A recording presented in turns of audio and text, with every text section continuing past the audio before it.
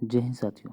आशा करता हूँ कि आप सभी बहुत ही मस्त और ज़बरदस्त होंगे, अपनी अपनी तैयारी में व्यस्त और मगन होंगे। दोस्तों, पिछले क्लास की तरह ही आज भी फुल पोस्टमार्टम होने वाले हैं। सभी क्वेश्चनों का जो है बराबर बराबर पोस्टमार्टम होने वाले हैं। अगर बात करें तो 50 क्वेश्चन की, तो यह क्वेश्चन जो है प्रीवियस ईयर पर आधारित है, जो आने वाले एग्जाम के दृष्टिकोण से बहुत ही महत्वपूर्ण हो जाते हैं।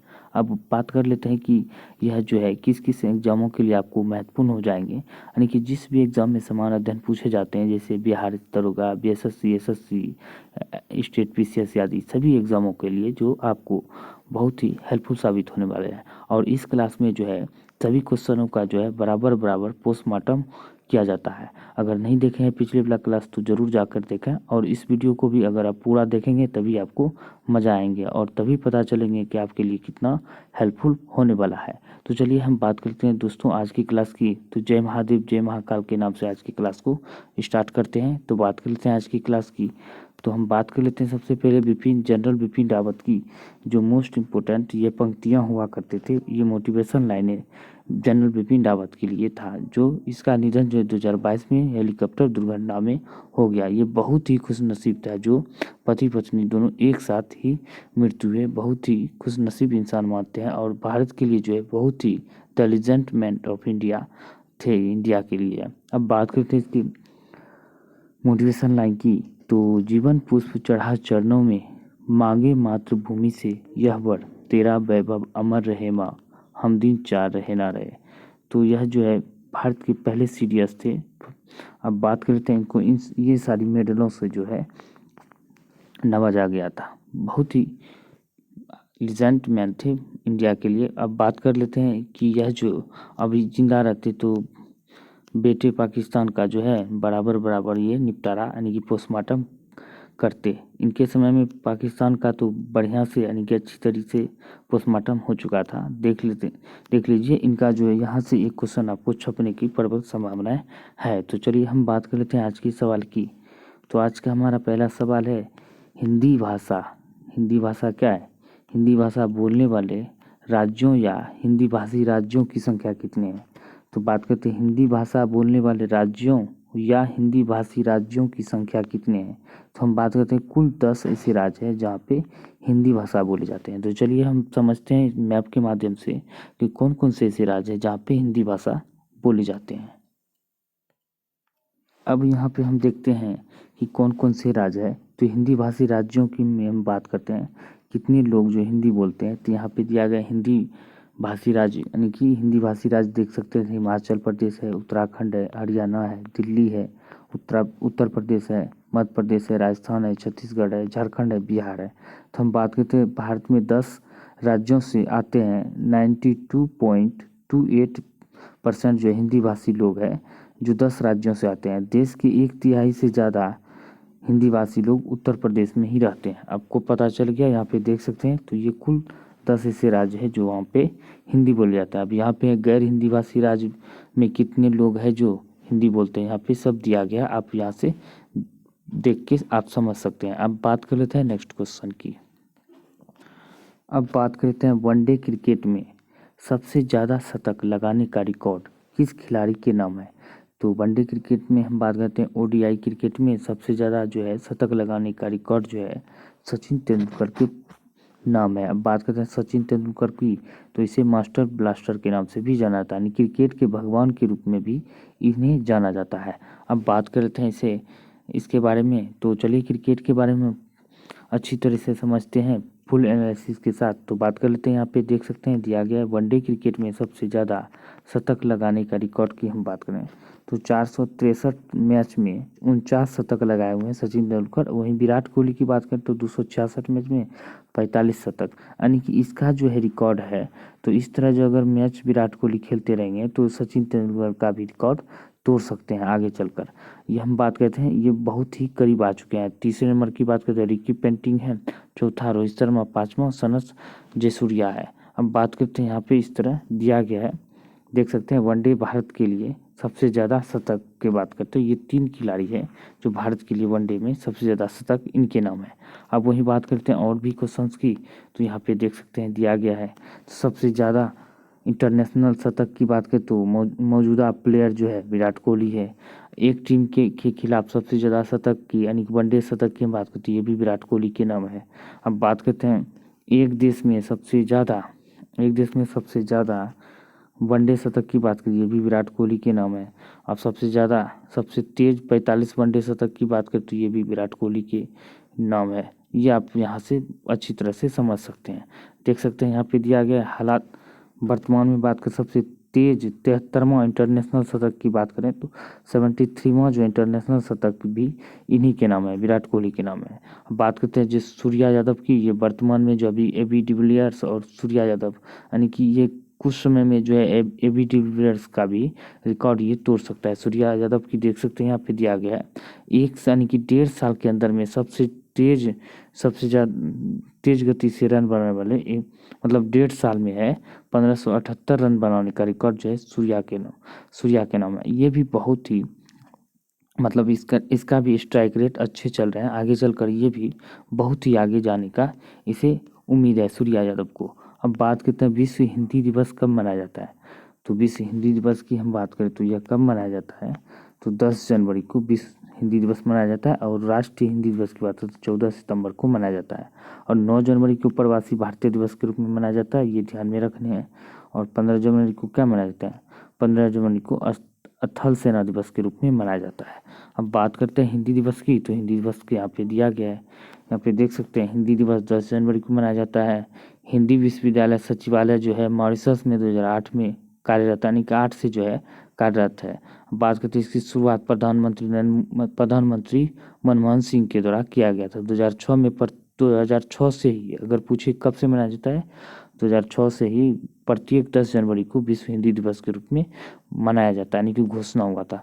इसका उद्देश्य है विश्व में हिंदी प्रचार प्रसार के लिए जागरूकता पैदा करना। हिंदी भाषा इतिहास की हम बात करते हैं, यहाँ पे दिया गया है, आप यहाँ पे देख सकते हैं इसका इतिहास पूरा दिया गया है। बात करते हैं प्रथम हिंदी सम्मेलन की हम बात करें तो पहला हिंदी सम्मेलन 10 जनवरी से 14 जनवरी 1975 में नागपुर में हुआ था।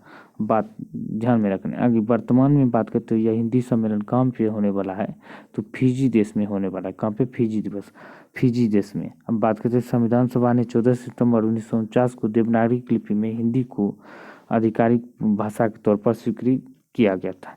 यहाँ पे हिंदी दिवस के बारे में पूरा पोस्टमार्टम किया गया। आप यहाँ से बढ़िया से यानी कि अच्छी तरीके से पढ़ के भी जानकारी ले सकते हैं। तो अब बात कर लेते हैं हम नेक्स्ट क्वेश्चन की।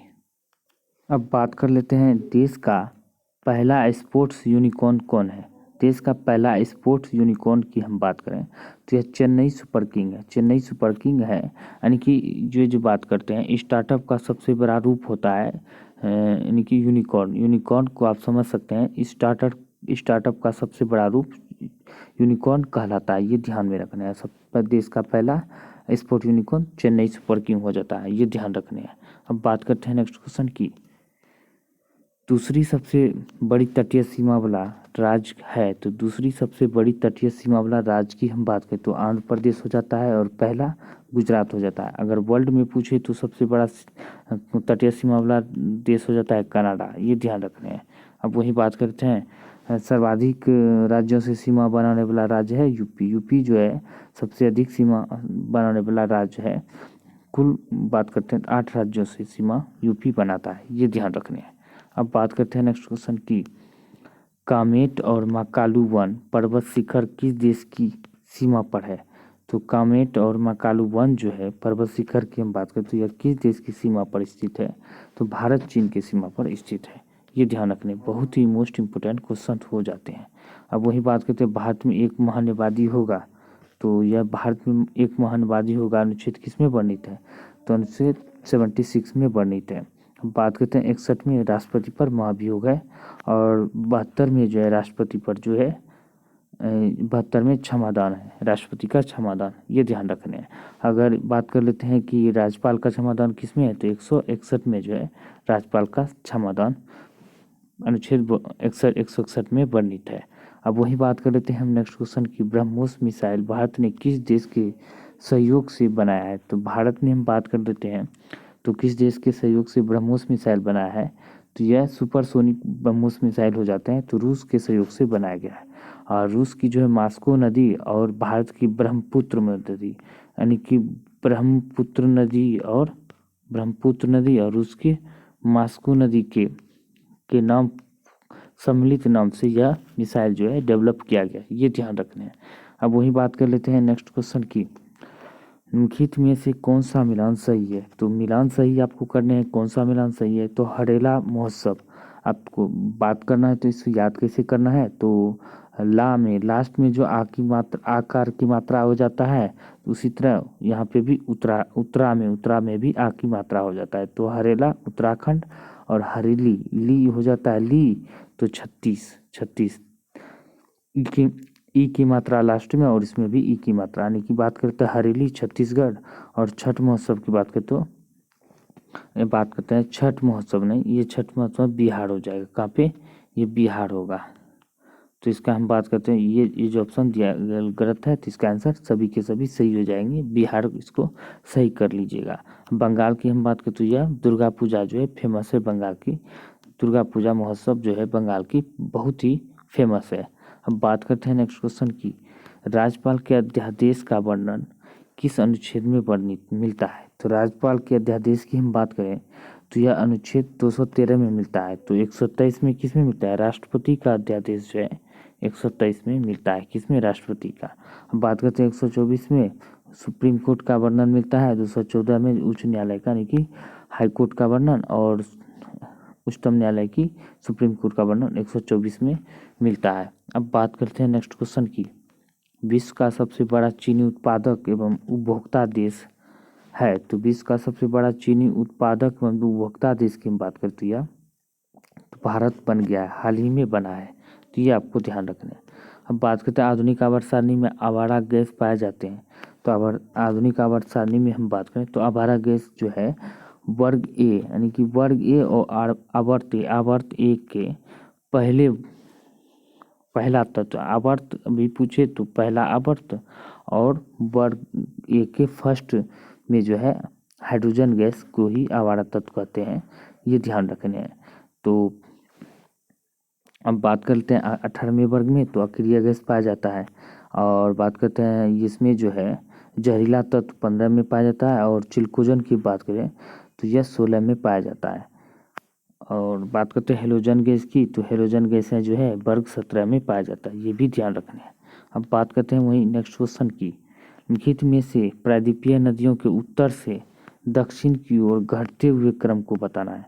प्रायद्वीपीय भारत की जो है नदी जो है, तो नदियों को उत्तर से दक्षिण की ओर घटते हुए क्रम में बताना, ये आपको ध्यान रखने, तो बहुत ही मोस्ट इंपोर्टेंट क्वेश्चन हो जाते हैं। इसका आंसर की हम बात करते ये हो जाएगा, घटते हुए क्रम बात करते सबसे बड़ी महानदी गोदावरी, तब कृष्णा, पेन्नार, कावेरी, बेगाई, यानी कि इसका आंसर ये हो जाएगा। ये आपको ध्यान रखना है, या तो स्क्रीनशॉट ले लें या तो नोट कर लें, ये एग्जाम के दृष्टिकोण से बहुत ही महत्वपूर्ण हो जाते हैं। तो देख सकते हैं किस प्रकार के कंटेंट हैं, और कंटेंट की हम बात करें तो आने वाले एग्जाम के दृष्टिकोण से बहुत ही महत्वपूर्ण हो जाते हैं।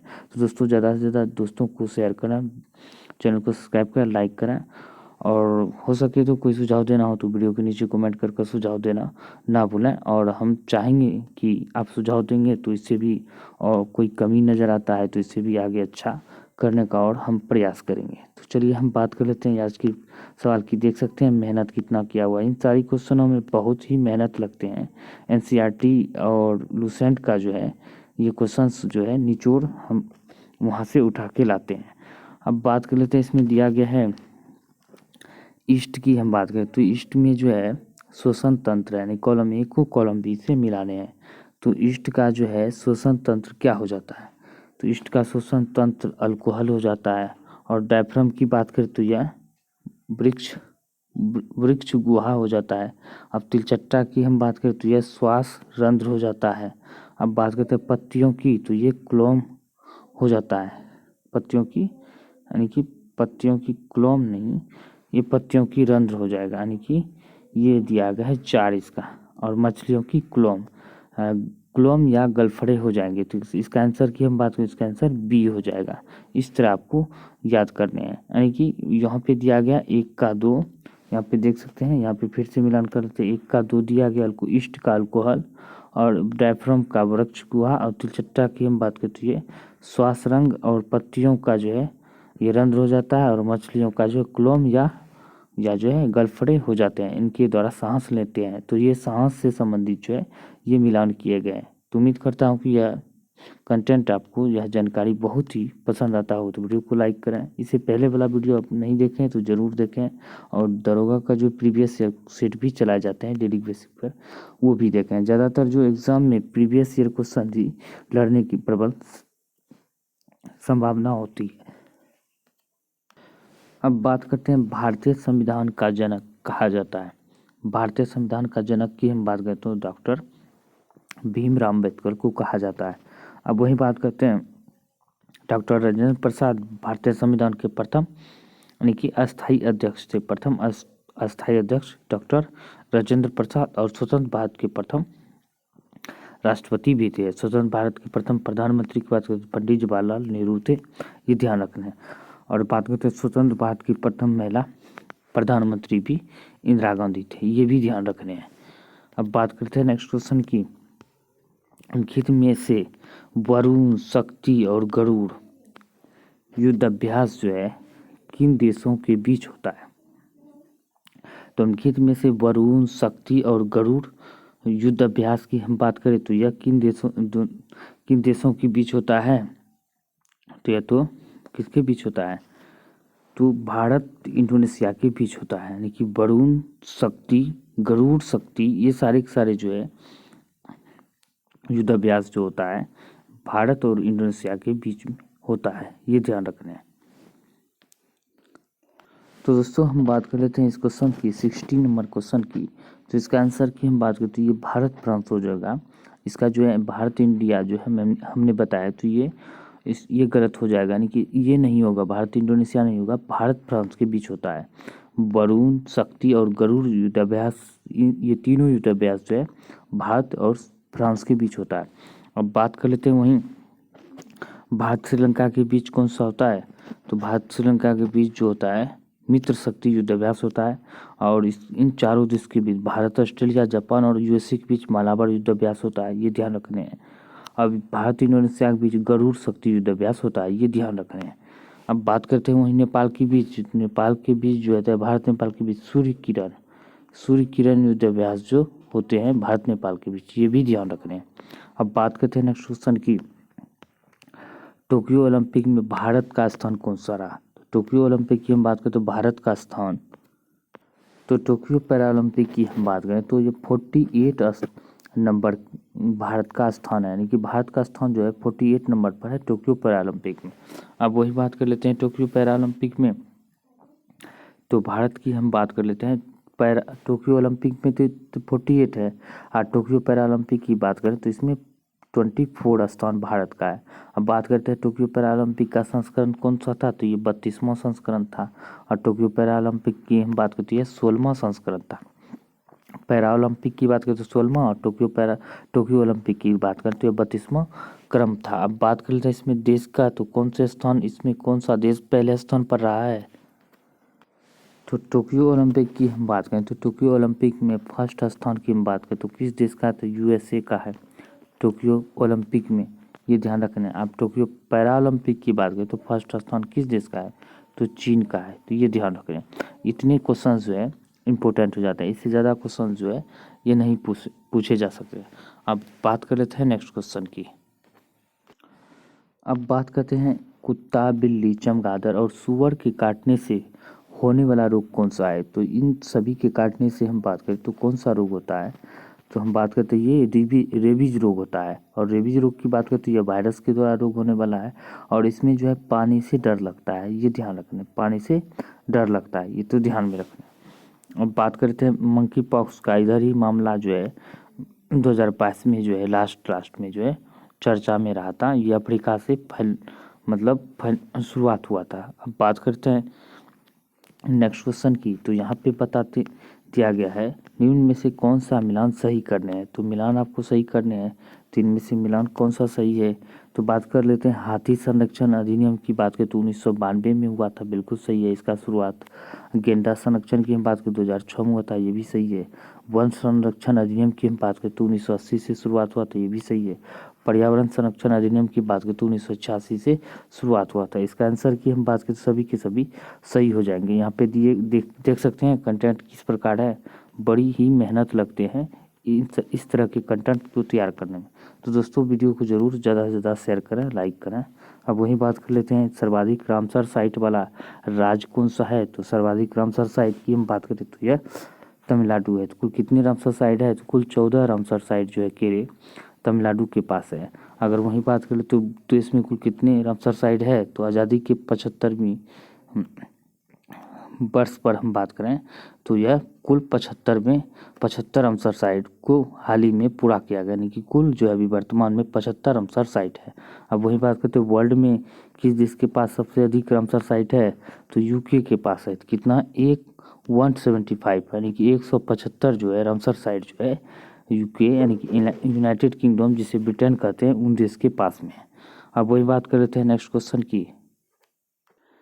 देख सकते हैं क्वेश्चंस किस प्रकार के हैं, बहुत ही मोस्ट इम्पोर्टेंट हो जाते हैं। इन सारे क्वेश्चनों से आपको एक ना एक क्वेश्चन जरूर लड़ने की प्रबल संभावना हो जाएंगे। अब बात करते हैं IGMDP यानी कि इंटीग्रेटेड मिसाइल डेवलपमेंट प्रोग्राम, इसका फुल फॉर्म होता है, ये भी आपको पूछ सकते हैं। इंटीग्रेटेड मिसाइल डेवलपमेंट प्रोग्राम के तहत विकसित की गई मिसाइलें कौन सा है। तो विकसित की गई मिसाइलें की हम बात करें तो ये कौन सा मिसाइल हो जाता है, तो पृथ्वी, अग्नि, नाग, आकाश और त्रिशूल हो जाते हैं। यानी कि इसका आंसर की हम बात करें तो 1 2 3 4 5 हो जाएंगे, बाकी से ये जो है नहीं है, तो ये आपको ध्यान रखना है। अब बात करते हैं इन सभी मिसाइलों की खासियत क्या है, तो चलिए इन सभी मिसाइलों के बारे में हम जानते हैं। तो हम बात करते हैं इन मिसाइलों के बारे में, तो यहाँ पे दिया गया है इंटीग्रेटेड मिसाइल के तहत विकसित 5 मिसाइल है। तो इसका ट्रिक क्या हो जाता है, इसका ट्रिक होता है पटना, PATNA, ऐसे याद रखना है आपको। P से हो जाता है पृथ्वी, A से हो जाता है अग्नि, T से हो जाता है त्रिशूल, N से होता है नाग, A से होता है आकाश, ये आपको ध्यान रखना है। तो पृथ्वी की हम बात करते हैं, ये खूब पूछे जाते हैं। तो सतह से सतह पर मार करने वाला सक्षम कम दूरी की बैलिस्टिक मिसाइल है, ये याद रखने, खूब पूछे जाते हैं क्वेश्चन। तो ये भी दे देते हैं क्वेश्चन की पृथ्वी किस तरह के मिसाइल है, ये भी आपको याद रखने हैं। सतह सतह पर मार करने वाला मिसाइल है, बहुत ही VVI का, यानी जितने भी क्वेश्चन है सारे के सारे VVI है। अब बात करते हैं अग्नि की, तो यह सतह से सतह पर मार करने वाले सक्षम मध्यम दूरी की बैलिस्टिक मिसाइल है, ये भी याद रखते हैं। त्रिशूल की बात करते हैं सतह से हवा में यानी कि आकाश में मार करने में यह मिसाइल है, मार करने वाला। अब नाग की बात करें तो तीसरी पीढ़ी की टैंक भेदी मिसाइल है, यानी कि टैंक को नष्ट करने वाला ये मिसाइल है। इसका जो है इसका काम क्या है, दागो और भूल जाओ इसी पद्धति पर ये कार्य करते हैं, यानी कि एक बार जो टारगेट सेट कर दिया तो उसे वो नस्ते नाबूद करके ही छोड़ते हैं। तो इसका इसीलिए इसका जो है मोटो है दागो और भूल जाओ। अब बात कर लेते हैं आकाश की, तो यह सतह से हवा में मार करने वाले सक्षम मध्यम दूरी की मिसाइल है, ये आपको ध्यान रखना है। अब वही बात करते हैं अगले क्वेश्चन की। अब बात कर लेते हैं हम BCCI के अध्यक्ष कौन है। तो BCCI के अध्यक्ष की हम बात करते हैं वर्तमान में रोजर बिन्नी है। कौन, रोजर बिन्नी। तो चलिए हम BCCI के बारे में और भी कई सारी जानकारियाँ प्राप्त करते हैं BCCI के बारे में। तो देख सकते हैं BCCI का लोगो यहाँ पे दिया गया है, यह है BCCI का लोगो, इस तरह का दिया गया है। बात करते हैं BCCI की स्थापना 1928 में हुआ था। इसका BCCI के मुख्यालय की बात करें मुंबई में है। कहाँ पे, मुंबई में वानखेड़े स्टेडियम में, वानखेड़े स्टेडियम, ये भी याद रखना है, यहाँ पे BCCI का मुख्यालय है। BCCI के अध्यक्ष की बात करें रोजर बिन्नी है। BCCI के CEO की बात करते हैं हेमंग अमीन है। BCCI के पुरुष टीम के कोच की बात करते हैं राहुल द्रविड़ है, ये भी आपको ध्यान रखना है। अब वही बात करते हैं नेक्स्ट क्वेश्चन की। भारत में सबसे अधिक ऊंचाई पर स्थित झील है। तो भारत में सबसे अधिक ऊंचाई पर स्थित झील है चोलामू। कहाँ पे है, चोलामू, ये आपको ध्यान रखना है। चोलामू झील, ये आपको कमेंट करके बताने हैं किस राज्य में स्थित है चोलामू झील, ये जरूर आप कमेंट करके बताएं। अब बात करते हैं नेक्स्ट क्वेश्चन की। निम्नलिखित में से किस रोग से ग्रसित मनुष्य यादें भूलने लगते हैं, यानी कि किस रोग से जो ग्रसित होते हैं जो मनुष्य जिस रोग से, तो उसमें याददाश्त जो है भूलने की बीमारी होने लगते हैं। तो ये किस रोग में ऐसा होता है, तो मेनिंजाइटिस रोग में जो है ऐसा होता है, तो ये ध्यान रख लें। अब बाकी सब रोगों के बारे में आपको पता ही है, पहले भी हमने मेंशंस किए हुए हैं इसके बारे में। बात करते हैं हाइड्रोजन ऊर्जा पर चलने वाले ट्रेन, यानी कि हाइड्रोजन ऊर्जा पर ट्रेन संचालित करने वाला दुनिया का पहला देश, यानी कि हाइड्रोजन ऊर्जा से जो ट्रेन चलाने वाला दुनिया का पहला देश की हम बात करती है जर्मनी है। कौन सा है? जर्मनी, याद रखना है। अब तो भारत में भी आ गया हाइड्रोजन ऊर्जा से चलने वाला, तो ये भी ध्यान रखना है। तो चीन में भी है, यानी कि दुनिया में पहला जो है जर्मनी, और एशिया में पहला चीन, दूसरा अब भारत हो जाता है, ये भी ध्यान रखना है। अब वही बात कर लेते हैं हम, यूरो को मुद्रा अपनाने वाला 20वां देश बना है। तो यूरो को मुद्रा के रूप में अपनाने वाला 20वां देश कौन सा बना है? तो क्रोएशिया बना है। कौन? क्रोएशिया जो है हाल ही में यह यूरो मुद्रा अपनाने वाला देश बना है 20वें क्रम का, ये ध्यान रखने। अब बात कर लेते हैं नेक्स्ट क्वेश्चन की। अब दिया गया निम्न में से दक्षिण पूर्व एशिया का लैंडलॉक देश है। तो दक्षिण पूर्व एशिया की हम बात करें तो लैंडलॉक देश की हम बात करें तो कौन सा है? तो एकमात्र देश है लाओस है। दुनिया का सबसे बड़ा लैंडलॉक कंट्री की बात करें तो कजाकिस्तान है, ये ध्यान रखना है। तो कुल 44 लैंडलॉक कंट्री है दुनिया में, ये ध्यान रखना है। अब वही बात कर लेते हैं,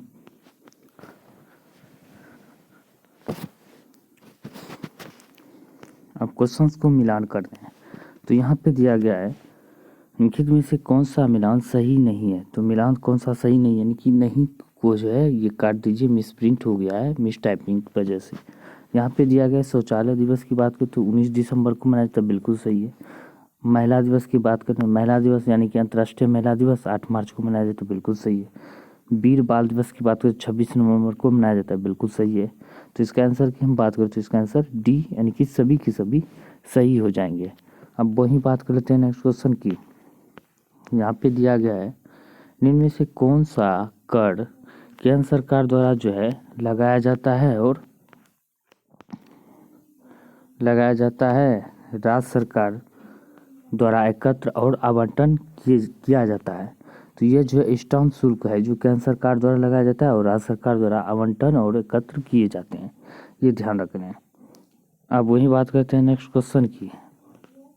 बिहार के किस जिले में सबसे अधिक वर्षा होती है?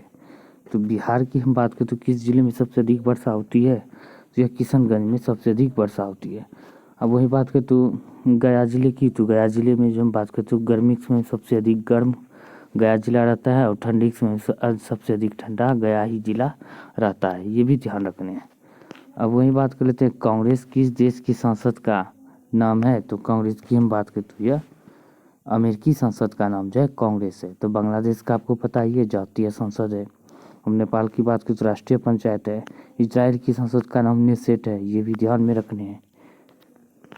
यहाँ से भी एक नए क्वेश्चन जरूर एग्जाम में पूछ लिए जाते हैं। अब बात कर लेते हैं कि निम्न संविधान संशोधन में से कौन से राज्यों को निर्वाचित होने वाले लोकसभा सदस्यों की संख्या की वृद्धि करने से संबंधित? तो लोकसभा सदस्यों की वृद्धि करने से संबंधित है। तो 7वां और 31वां संशोधन की बात करते हैं। 7वां और 31वां जो है संशोधन की बात करते हैं, ये लोकसभा में निर्वाचित लोकसभा सदस्यों की संख्या में वृद्धि करने से संबंधित है, ये ध्यान रखना है। अब बात कर लेते हैं निम्नलिखित में से कौन सा मिलान सही है? तो ये देख सकते हैं कंटेंट कितना मस्त है। तो पूरा का पूरा जो है निचोड़ हमने लाए हैं ताकि आपको जो है किसी अलग जगह पे ढूंढना ना पड़े। तो यहाँ पे हम सभी क्वेश्चंस एक जगह लिखने का प्रयास किए हैं। बात करते हैं वयोवृद्ध राष्ट्रपति की बात करें तो ये आर वेंकट रमन है। अब युवा राष्ट्रपति की हम बात करें तो द्रौपदी मुर्मू जो है, इन्हें जो है हाल ही में जो सबसे कम यानी कि युवा राष्ट्रपति की से मान्यता प्राप्त हुआ है। अब बात करते हैं युवा पीएम की बात करें तो राजीव गांधी थे युवा पीएम। अब बात करते हैं वयोवृद्ध पीएम की बात करें तो मोरारजी देसाई थे। अब बात करते हैं युवा मुगल बादशाह अकबर को कहा जाता है। वयोवृद्ध मुगल बादशाह की बात करें बहादुर शाह जफर को कहा जाता है। अगर आंसर की हम बात करें तो इसका आंसर सभी के सभी हो जाएंगे, 1 2 3 4 5 6 7, यानी कि ये इसका सही हो जाएगा। अब बात करते हैं नेक्स्ट क्वेश्चन की, मनुष्य में त्वचा का रंग किसके कारण होता है? मनुष्य में त्वचा की रंग की हम बात करें तो ये मेलानिन के कारण होता है। किसके कारण? मेलानिन के कारण। जिसमें जो है मेलानिन, जिस मानव में मेलानिन सबसे अधिक होता है वो मानव जो है काला होता है, ये ध्यान रखने हैं। और जिसमें कम रहता है मेलानिन वो गोरे होते हैं, ये ध्यान रखने। गोरे आदमी में मेलानिन की संख्या कम कम होते हैं और काले लोग में जो मेलानिन की बात करें तो इसमें ज़्यादा होते हैं। अब बात करते हैं नेक्स्ट क्वेश्चन की, निम्नलिखित में से किसका मिलान सही नहीं है? तो मिलान की हम बात करें तो किसका मिलान सही है, तो ये आपको कट हटा देने सही है, इतना ही मतलब रखना है कि निम्नलिखित में से किसका मिलान सही करना है आपको। डोबेरेनर की हम बात करें तो त्रिक नियम से संबंधित है, बिल्कुल सही है। न्यूलैंडस की बात करें तो ये अष्टक नियम से संबंधित, बिल्कुल सही है। मेंडेलीव की बात करें तो तत्वों को द्रव्यमान के अनुसार जो है तत्वों को सजाया गया था, ये भी सही है। मोस्ले की बात करते हैं आधुनिक आवर्त सारणी की परमाणु क्रम पर आधारित है, ये भी सही है। यानी कि आंसर की बात करते तो 1 2 3 4 सभी के सभी सही हो जाएंगे। अब बात करते हैं नेक्स्ट क्वेश्चन की, निम्नलिखित में से किसका मिलान सही सुमेलित है? तो सही सुमेलित की हम बात करते तो यह मिलान बात करना है तो कोसी परियोजना की बात करते हैं बिहार में, बिल्कुल सही। नागार्जुन परियोजना की आंध्र प्रदेश में, बिल्कुल सही। मयूराक्षी परियोजना तो पश्चिम बंगाल में, बिल्कुल सही है। हीराकुंड बांध परियोजना की बात करें तो यह पंजाब में दिया गया है, तो ये पंजाब में नहीं है, तो ये उड़ीसा में। कहाँ पे? उड़ीसा में। अब बात करते हैं पंजाब में कौन सा है, तो भाखड़ा नागल बांध परियोजना है। कौन सा? भाखड़ा नागल बांध परियोजना जो है ये पंजाब में स्थित है। और पंजाब को बात करें तो 5 नदियों की भूमि भी कहा जाता है। अब बात करते हैं नेक्स्ट क्वेश्चन की, तो यहाँ पे दिया ऊष्मा का सर्वोत्तम चालक कौन सा होता है? तो ऊष्मा का सर्वोत्तम चालक की हम बात करते हैं, ये चांदी हो जाता है। कौन सा? चांदी। और चांदी की परमाणु क्रमांक की बात करें तो 47 होता है, सोना का 79 होता है, लोहा का 26 होता है, ये ध्यान रखें। अब बात करते हैं नेक्स्ट क्वेश्चन की, निम्न में से किस विकिरण की तरंगदैर्घ्य अधिकतम होती है? निम्न में से किस विकिरण की तरंगदैर्घ्य हम बात करते अधिकतम होती है, तो ये रेडियो किरण की जो है तरंगदैर्घ्य सबसे अधिक होती है, ये ध्यान रखना है। इसका ट्रिक अगर बात करें तो कैसे हमको याद रखना है, रेडियो तरंग का घटते हुए यानी कि बढ़ते हुए क्रम की हम बात करें तो यह हो जाएगा, तो किसका हो जाएगा? तरंगदैर्घ्य की बात करें तो घटते यानी घटते हुए क्रम हो जाएगा तरंगदैर्घ्य की। तो ये अधिकतम कैसे हो जाएगा? इसका हो जाता है गा ए पद असु रेडी। ये हम बात कर लेते हैं में से किस विकिरण की तरंगदैर्घ्य सबसे अधिक होता है, तो ये रेडियो की तरंग की तरंगदैर्घ्य सबसे अधिक होता है। अब बात करते हैं नेक्स्ट क्वेश्चन की, तो यहाँ पे दिया गया है किस वेद को सबसे बाद वाला वेद कहा जाता है? तो सबसे बाद वाला वेद की हम बात करें तो अथर्ववेद को कहा जाता है। इसकी रचना जो है सबसे बाद में हुआ था, क्योंकि इसी में जो है अथर्ववेद में जादू टोना प्रेम तंत्र मंत्र चिकित्सा उपचार आदि सब जो भी है ये सारे के सारे जो है ये अथर्ववेद में ही पाया जाता है। और सबसे प्राचीन वेद ऋग्वेद को कहा जाता है। समवेद को गाया जाने वाला वेद कहता है। गद एवं पद दोनों जो है यजुर्वेद में ही पाया जाता है, ये भी ध्यान रखने हैं। अब वही बात करते हैं नेक्स्ट क्वेश्चन की, एशियाई विकास बैंक का मुख्यालय कहाँ है? तो एशियाई विकास बैंक का मुख्यालय की बात करें तो फिलीपींस देश की राजधानी मनीला में है। कहाँ पे? फिलीपींस देश की राजधानी मनीला में जो एशियाई विकास बैंक के मुख्यालय स्थित है। अब वही बात करते हैं नेक्स्ट क्वेश्चन की, गुरु अर्जुन देव की हत्या किस वर्ष हुआ था? तो गुरु अर्जुन देव की हत्या की बात करें तो यह 1606 ईस्वी में हुआ था। कभी कभी 1605 भी आपको देखने को मिलेंगे, ये भी ध्यान रखने। 1605 कभी कभी दिया जाता है और 1606 भी, ये ध्यान रखने हैं। तब वही बात करें गुरु तेग बहादुर की हत्या कब हुआ था? 1665 में हुआ था। कब? 1665 में, ये यहाँ पे दिया गया है, ये ध्यान रखना है। तो इसकी हत्या अर्जुन देव के समय में हुआ था। अर्जुन देव की हत्या जो है जहांगीर के समय में हुआ था 1606 ईस्वी में। तेग बहादुर की हत्या जो हुआ था 1665 ईस्वी में औरंगजेब के समय में हुआ था। किसमें? औरंगजेब के समय में, ये भी आपको याद रखना है। ये खूब एग्जाम में पूछे जाते हैं, यानी कि अक्सर विद्यार्थी इसमें कंफ्यूज रहते हैं। हम चाहते हैं कि सभी क्वेश्चन जो भी डाउट वाले हैं सब एक जगह हम लाने का प्रयास करें। अब बात करते हैं हमारा देश भारत कब आज़ाद हुआ था, तो ये तो बहुत ही सिंपल क्वेश्चन है, ये सभी को पता है। 15 अगस्त 1947 को आज़ाद हुआ था। 26 नवंबर 1949 की हम बात करें तो हमारा देश संविधान जो है अंगीकार किया गया था। और 30 अगस्त की, यानी यहाँ पे अगर जनवरी रहता तो ये 30 जनवरी 1948 को महात्मा गांधी की हत्या कर दिया था नाथूराम गोडसे के द्वारा। और इसी दिन से जो है 30 जनवरी को शहीद दिवस के रूप में भी मनाया जाता है। और 26 जनवरी को जो है रिपब्लिक डे के रूप में मनाया जाता है। क्यों मनाया जाता है? क्योंकि 1950 में ही जो है हमारा संविधान जो है गणतंत्र हुआ था, इसीलिए जो है रिपब्लिक डे के रूप में 1950 से 26 जनवरी को मनाया जाता है। अब बात करते हैं नेक्स्ट क्वेश्चन की, प्रस्तावना के शब्द हम भारत के लोग हैं किस देश के संविधान से लिया गया है? तो यह हम बात करते हैं यह किस देश के संविधान से लिया गया है, तो प्रस्तावना के शब्द हम भारत के लोग हैं जो अमेरिका के संविधान से लिया गया है। नीति निर्देशक तत्व की बात करते हैं आयरलैंड से लिया गया है। ब्रिटेन से जो हम बात करते हैं जर्मनी से आपातकाल लिया गया, जर्मनी से आपातकाल। और विधि बात करते हैं विधि के बारे में, ऐसे ब्रिटेन से लिया गया विधि। और ब्रिटेन की और बात कर लेते हैं, यह जो है दुनिया का एकमात्र अलिखित संविधान है कि इसका संविधान लिखा हुआ नहीं है, ये भी ध्यान रखने हैं। अब बात करते हैं नेक्स्ट क्वेश्चन की, सत्रिया शास्त्रीय नृत्य किस राज्य की शास्त्रीय भाषा नृत्य है? यहाँ पे नृत्य होना चाहिए। सत्रिया शास्त्रीय नृत्य किस राज्य की शास्त्रीय नृत्य है? तो बात करते हैं असम की है। तो सत्रिया नृत्य की जो संकल्पना जो है शंकर देव के द्वारा किया गया था। किसके द्वारा? शंकर देव के द्वारा, ये भी ध्यान रखना है। केरल की बात करें तो कथकली है शास्त्रीय नृत्य। आंध्र प्रदेश की क्या है? मोहिनीअट्टम जो है केरल का ही है मोहिनीअट्टम और कथकली। और आंध्र प्रदेश की बात कर लेते हैं, इसका जो है कुचिपुड़ी आंध्र प्रदेश का। उत्तर भारत का कथक है, ये ध्यान रखने हैं शास्त्रीय नृत्य। अब बात करते हैं कुल शास्त्रीय नृत्य की बात करें तो कुल 8 शास्त्रीय नृत्य है। शास्त्रीय भाषा की बात करें कुल 6 शास्त्रीय भाषा है, ये भी ध्यान रखने हैं। अब बात करें निम्न में से किस विज्ञान का मतलब किसे विज्ञान यानी कि यहाँ पे होना चाहिए जीव विज्ञान, यानी कि यहाँ पे मिसटाइपिंग हो गया। जीव विज्ञान का जनक कहा जाता है। निम्न में से किसे जीव विज्ञान का जनक कहा जाता है? तो ये अरस्तु को कहा जाता है। इतिहास का जनक हेरोडोटस को कहा जाता है। अर्थशास्त्र का जनक एडम स्मिथ को कहा जाता है, ये ध्यान रखने हैं। अब वही बात कर लेते हैं कि राज्य सूची, संघ सूची और समवर्ती सूची का वर्णन मिलता है। तो राज्य सूची, संघ सूची और समवर्ती सूची का वर्णन जो है 7वीं अनुसूची में मिलता है।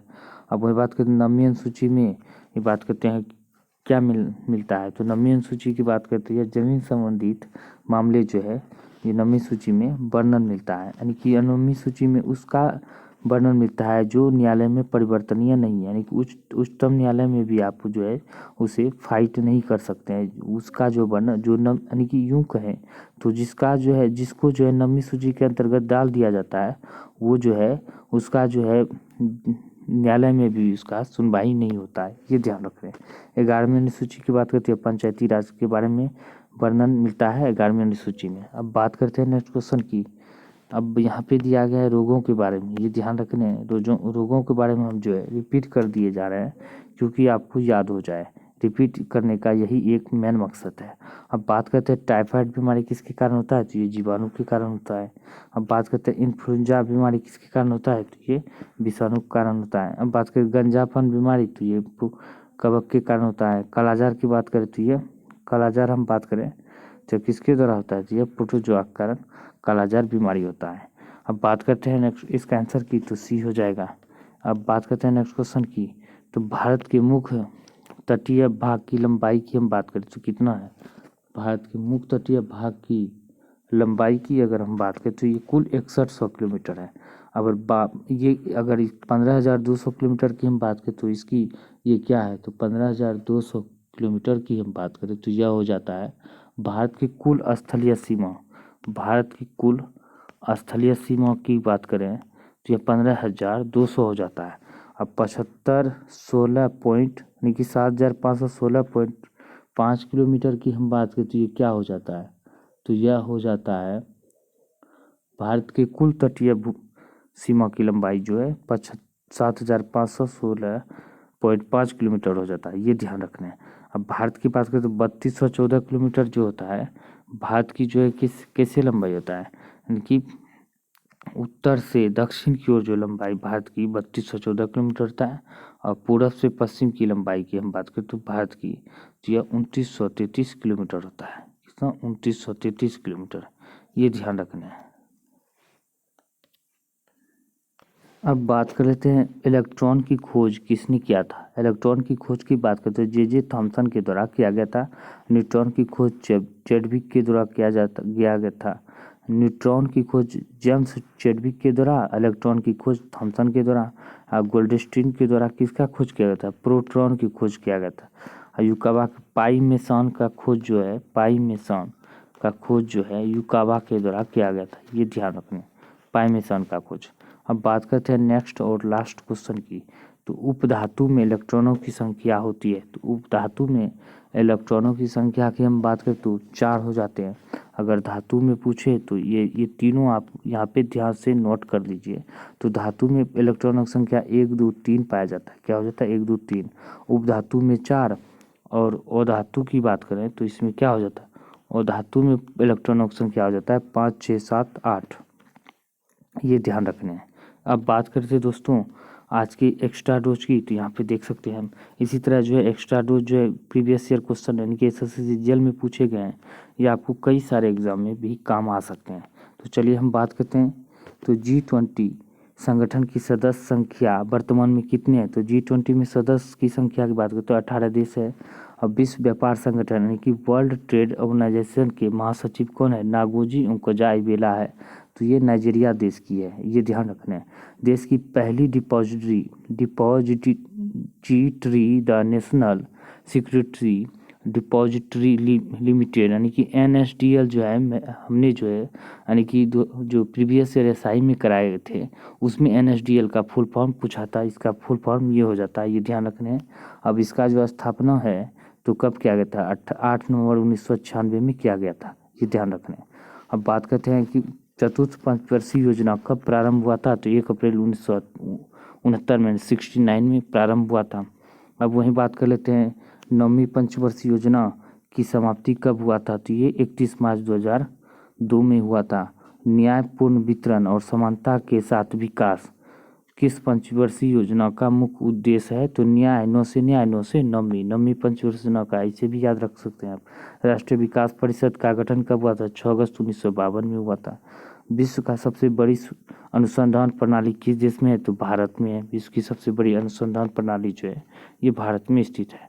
अब वहीं बात कर लेते हैं भारत का पहला, तो क्या हो जाता है? भारत का पहला निगमित बंदरगाह जो है एन्नोर बंदरगाह है। क्या? एन्नोर बंदरगाह।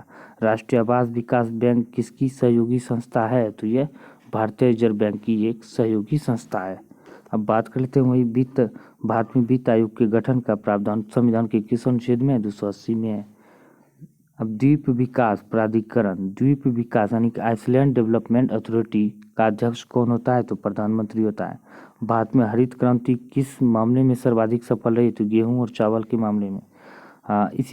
इसी फसल का जो है सबसे ज़्यादा यानी कि डेवलप हुआ था। 500% जो है इसकी वृद्धि हुआ था उत्पादन में, गेहूं और चावल में। बात करते हैं अवमूल्यन शब्द का अर्थ होता है अन्य मुद्रा की तुलना में स्वदेशी मुद्रा के मूल्य को घटाना, यानी कि अन्य देशों की मुद्रा के सामने अपनी देश की मुद्रा को की मूल्य को घटाना होता है। अवमूल्यन का अर्थ होता है, ये ध्यान रखने। बात करते हैं विश्व के किस देश में सार्वजनिक वितरण प्रणाली सबसे बड़ी है? तो भारत में है, क्योंकि भारत में आबादी सबसे अधिक है। चीन खुद से भी अब 2023 में ऐसा अनुमान है कि 23 में ही जो है दुनिया की सबसे बड़ी आबादी वाला देश भारत हो जाएगा, ये ध्यान रखना है। बात करते हैं भारत में सर्वाधिक रुग्णता वाला उद्योग कौन सी है? रुग्णता वाला उद्योग की बात करें तो सबसे सर्वाधिक है, बात करते हैं सूती वस्त्र उद्योग है, सर्वाधिक रुग्णता वाला उद्योग है। अब बात कर लेते हैं वहीं आज के सवाल की, ये कमेंट करके आपको बताने हैं। तो भारत में कुल कितने एम्स है? तो यहाँ पे देख सकते हैं। तो भारत में कुल एम्स की हम बात करें तो यहाँ पे दिया गया है, तो कौन सा कितना है तो ये कमेंट करके आपको बता रहे हैं। तो ये क्वेश्चन और हमने कमेंट किए थे। बाकी आप सब समझदार हैं, आपको क्या करना है, आगे कैसे करना है, तो यह कंटेंट आपको अच्छा लगा हो तो ज़्यादा से ज़्यादा दोस्तों को शेयर करें, चैनल को सब्सक्राइब करें, सपोर्ट ज़रूर करें। हम इससे भी अच्छा और करने का प्रयास करेंगे। तो मिलते हैं अगले वीडियो में, तब तक के लिए जय हिंद, जय भारत।